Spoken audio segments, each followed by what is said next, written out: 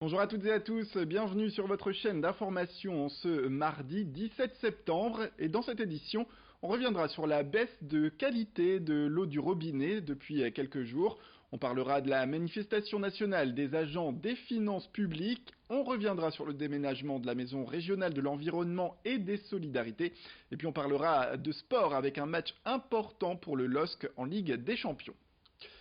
Et ce sujet qui peut inquiéter les parents, les habitants de la métropole européenne de Lille sont invités à partir de ce mardi à ne pas donner l'eau du robinet à boire à leur bébé de moins de 6 mois.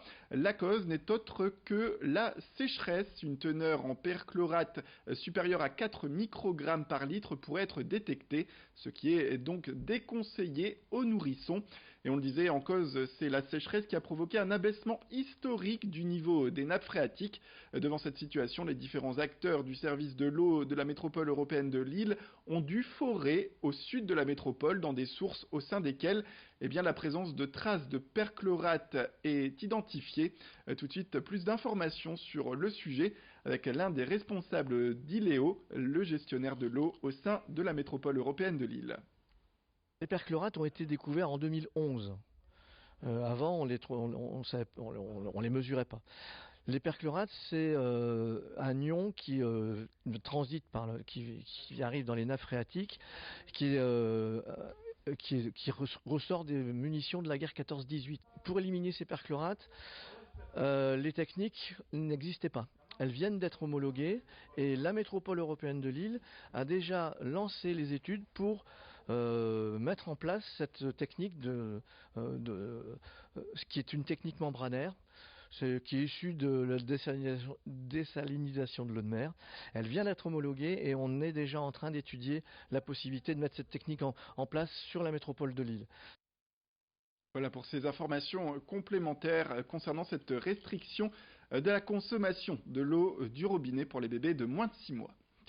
Retour dans les titres sur l'appel à la grève nationale au sein de la fonction publique en charge du trésor public justement.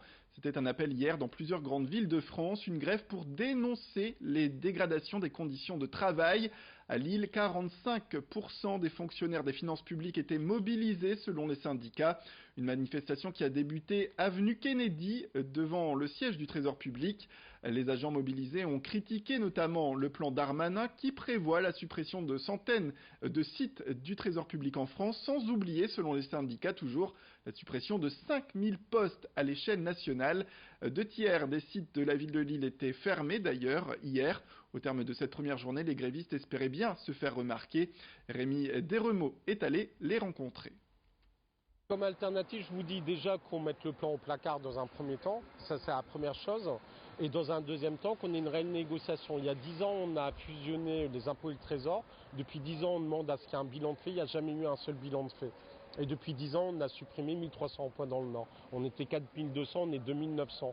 Et on pense que ça va pas bien actuellement, mais je vous dis ce qu'ils veulent faire, ça ira encore moins bien demain.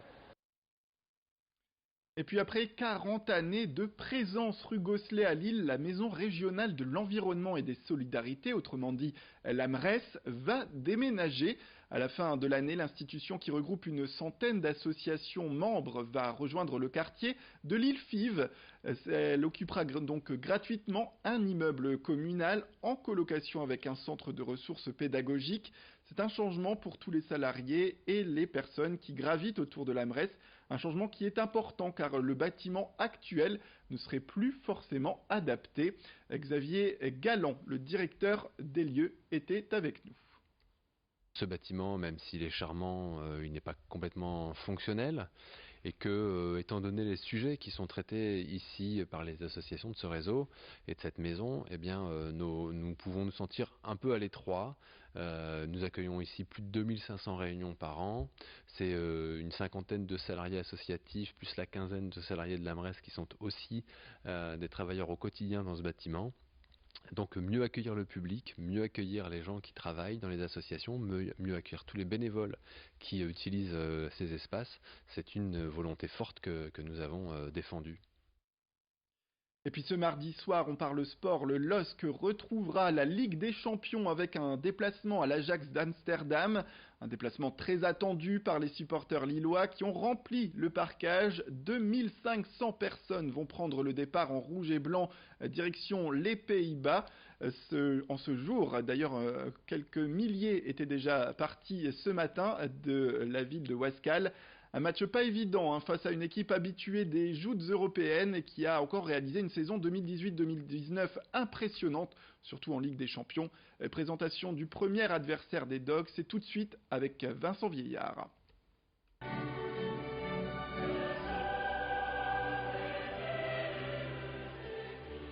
Cette musique, cela fait 13 ans que les Lillois attendaient de l'entendre à nouveau. Alors s'il va falloir encore patienter jusqu'au 2 octobre pour l'entendre du côté du stade Pierre-Mauroy, eh bien ce mardi, les Dogs ainsi que 2500 de leurs supporters vont faire le déplacement jusqu'à Amsterdam pour cette première journée de phase de poule dans l'arène des compétitions européennes. L'Ajax, c'est un très gros morceau pour commencer cette Champions League. Les Hollandais restent sur une année pleine avec plusieurs titres, dont celui de champion des Pays-Bas. Ils ont aussi remporté la Coupe nationale et leur Super Coupe, sans oublier un parcours incroyable en Ligue des Champions. Ils ont été éliminés en demi-finale. Ils avaient quand même réussi à éliminer le Real Madrid en 8e ou encore la Juventus et Cristiano Ronaldo en quart de finale. Alors sur le papier, les hommes d'Erik ten Hag partent largement favoris, mais il ne faut pas oublier que, tout comme le LOSC, eh bien l'Ajax Amsterdam a vendu plusieurs de ses meilleurs éléments cet été. Frenkie de Jong est parti du côté du Barça, quand le patron de la défense, Matthijs de Ligt, a lui pris la direction de la Juventus, sans oublier Kasper Dolberg, aujourd'hui au sein de l'OGC Nice. Alors il y a une autre chance pour les Dogs ce soir, celui d'affronter un Ajax amoindri. Le milieu de terrain Donny van de Beek et le défenseur Noussair Mazraoui sont incertains pour ce match.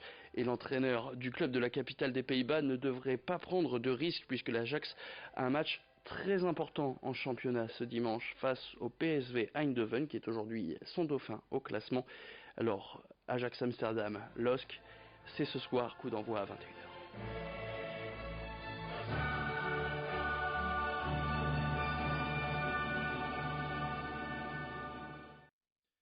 Voilà, c'est la fin de cette édition. Merci à toutes et à tous de nous avoir suivis. Restez avec nous tout de suite après le jingle. Retrouvez vos prévisions météorologiques.